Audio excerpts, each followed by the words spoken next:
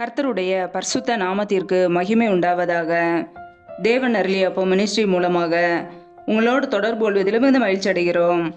இன்றைக்கும் இந்த நாளிலும் தேவன் நமக்கு கொடுக்கிற வார்த்தை புலம்பல் 3ஆம் அதிகாரம் 22, 23 ஆகிய வசனங்கள். நாம் நிர்மூலமாகாதிருக்கிறது கர்த்தருடைய கிருபையே, அவருடைய இரக்கங்களுக்கு முடிவில்லை. அவைகள் காலைதோறும் புதியவைகள், உமது உண்மை பெரிதா இருக்கிறது. ஹல்லேலூயா. கிறிஸ்துவுக்குள் பிரியமானவர்களே, கர்த்தருடைய வார்த்தை சொல்கிறது, நம் நிர்மூலமாகாதிருக்கிறது கர்த்தருடைய கிருபையே, அவருடைய இரக்கங்களுக்கு முடிவில்லை என்று. ஆம் பிரியமானவர்களே, நாம் ஒவ்வொரு நாளும் ஜீவனோடு வாழ்வது கர்த்தருடைய கிருபை.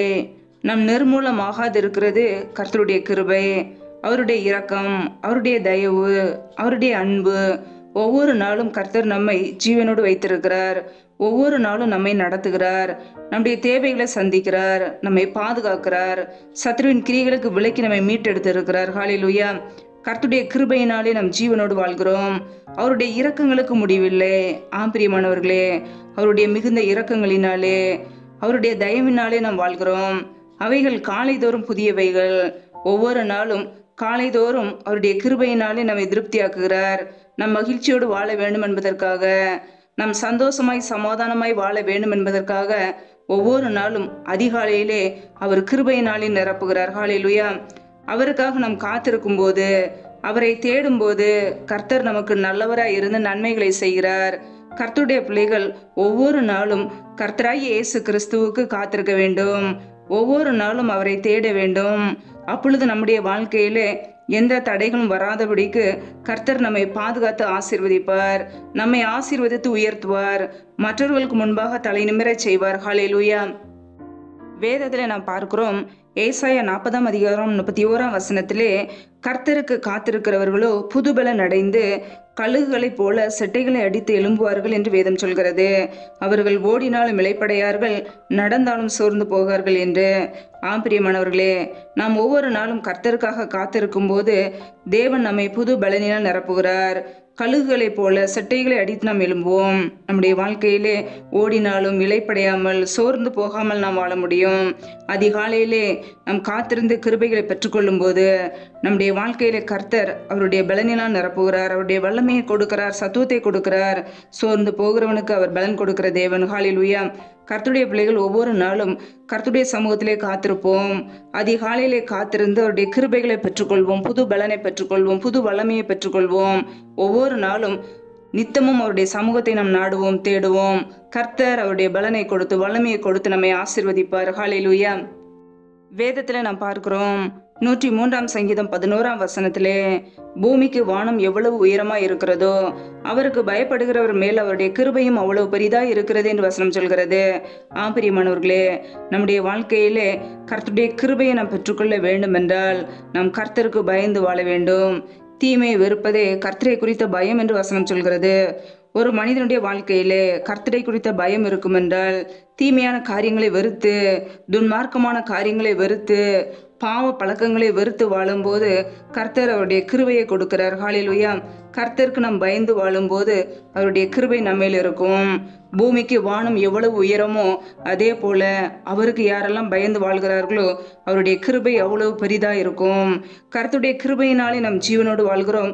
கர்த்தருடைய கிருபையை நம்மை தாங்குகிறது. கர்த்தருடைய கிருபையை நம்மை தப்புவிக்கிறது, ரட்சிக்கிறது, மீட்டெடுக்கிறது. ஹல்லேலூயா. கர்த்தருடைய பிள்ளைகள் விலையேற பெற்ற அவருடைய கிருபையை அவருடைய சமூகத்திலே காத்திருந்து பெற்றுக்கொள்வோம். தீமையான காரியங்களை வெறுத்து கர்த்தருடைய கிருபைகளை பெற்றுக்கொள்வோம். நன்மையை யோசிக்கிறவர்களுக்கு கிருபை உண்டு என்று வசனம் சொல்கிறது. பிரியமானவர்களே, நம்முடைய வாழ்க்கையிலே எப்பொழுது நன்மை செய்ய வேண்டும் என்று யோசிக்கிறோமோ கர்த்தர் அவருடைய கிருபையை கொடுக்கிறார்.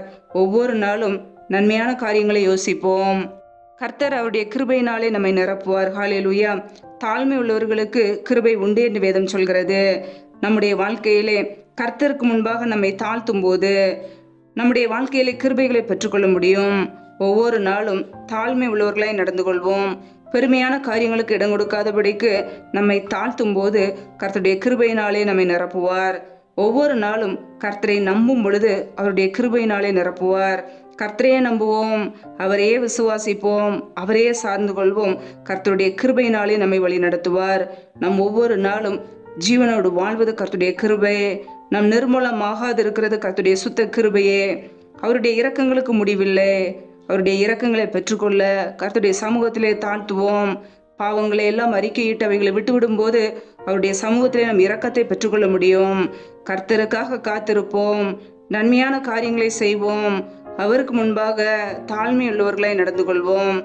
கர்த்தருக்கு பயந்து தீமையான காரியங்களை வெறுத்து வாழ்வோம். கர்த்தர் அவருடைய கிருபையினாலே நம்மை நிரப்புவார். ஒவ்வொரு நாளும் காத்திருந்து நன்மைகளை பெற்றுக்கொள்வோம். அதிகாலையிலே அவருடைய சமூகத்திலே அமர்ந்திருப்போம். முதலாவது தேவனுடைய ராஜ்யத்தை தேடுவோம். மற்ற எல்லாவற்றையும் கர்த்தர் பார்த்து கொள்வார். ஹல்லேலூயா. கர்த்தர் தாமே இந்த வார்த்தையின்படி உங்களை ஆசீர்வதிப்பாராக. ஆமென். நம்மை நாமே அவருடைய சமூகத்திலே தாழ்த்தி அர்ப்பணித்து ஜெபிப்போம். ஜெபம். எங்களை அதிகமாய் நேசிக்கிற எங்கள் அன்பின் பரலோக தகப்பனே, மை துதிக்கிறோம், ஸ்தோத்திரிக்கிறோம் அப்பா. இந்த நாளிலும் கூட உடைய வார்த்தைகளோடு எங்களோடு பேசினீரே, அதற்காக உமக்கு ஸ்தோத்திரம், ஸ்தோத்திரம், ஸ்தோத்திரம். நல்லவரே மை துதிக்கிறோம், வல்லவரே மை துதிக்கிறோம், மகிமை உள்ளவரே மை துதிக்கிறோம். நேற்று மீண்டும் என்று மாறாத எங்கள் அன்பு நேசரே மை துதிக்கிறோம். ஒவ்வொரு நாளும் கண்ணின்மணி போல எங்களை பாதுகாத்து ஜீவனோடு வைத்திருக்கிறீரே, உமக்கு நன்றி, நன்றி, நன்றி. யாரெல்லாம் இணைந்திருக்கிறார்களோ ஒவ்வொரு பிள்ளைகளையும் உடைய கரங்களிலே அர்ப்பணிக்கிறோம்.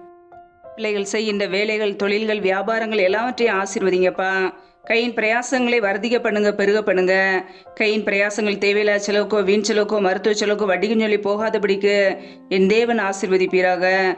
யாரெல்லாம் வேலைக்காக ஜெபிக்கிறார்களோ வேலை காரியங்களில் இருக்கிற தடைகளை நீக்கி பிள்ளைகளை ஆசீர்வதிங்க.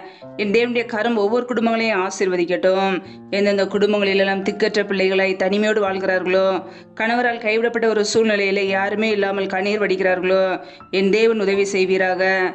திக்கற்ற பிள்ளைகளுக்கு நீரே சகாயர். ஒவ்வொரு குடும்பத்தில் உள்ள தேவைகளை சந்திங்கப்பா. என் தேவனுடைய கரம் பிள்ளைகளை ஆசீர்வதிக்கட்டும். எந்தெந்த குடும்பங்களிலெல்லாம் கற்பத்தின் கனிக்காக பல மாதங்களாக கண்ணீரோடு பாரத்தோடு ஜெபிக்கிறார்களோ, என் தேவன் மனமிறங்கி ஆசீர்வதிங்க. மற்றவர்களுக்கு முன்பாக வெட்கப்பட்டு அவமானத்தோடு கண்ணீரோடு வாழாதபடிக்கு என் தேவன் ஆசீர்வதித்து தலை நிமிர செய்யுங்கப்பா. உடைய கரங்களிலே தாழ்த்தி அர்ப்பணிக்கிறோம். எந்தெந்த குடும்பங்களிலெல்லாம் கடன் பிரச்சனையிலே உபத்திரவத்தோடு கண்ணீரோடு வாழ்கிறார்களோ, ஏன் வாழ வேண்டும் என்று யோசிக்கிறார்களோ, அந்த குடும்பத்தை என் தேவன் பொறுப்பெடுத்து வழி நடத்துவீராக. குடும்பத்தில் உள்ள கடன் பிரச்சனையை நீக்கி ஆசீர்வதிங்கப்பா. கையின் பிரயாசங்களை பெருக பண்ணுங்க, வர்த்திக பண்ணுங்க. உடைய கரங்களிலே அர்ப்பணிக்கிறோம். எந்தெந்த குடும்பங்களிலெல்லாம் பலவீனத்தோடு, சோர்வோடு, வியாதியோடு இருக்கிறார்களோ, என் தேவன் அவர்களை பலப்படுத்துவீராக. பலவீனத்திலும் இந்த பலன் பரிபூரணமாய் விளங்கட்டும்.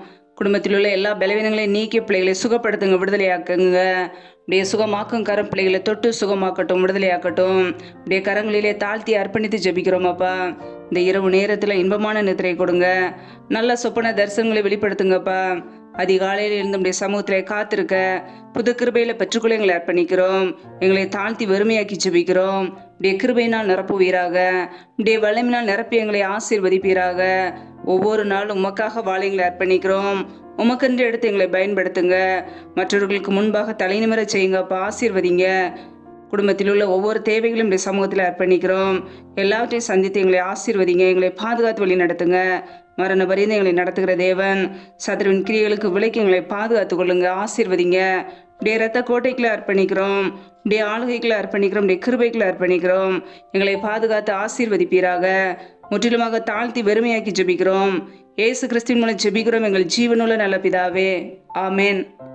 கர்த்தர் தாமே உங்களையும் உங்கள் குடும்பங்களையும் ஆசீர்வதிப்பாராக. ஆமென். Thanks for watching. Please subscribe our channel. Click the like and share. Click the bell. God bless you.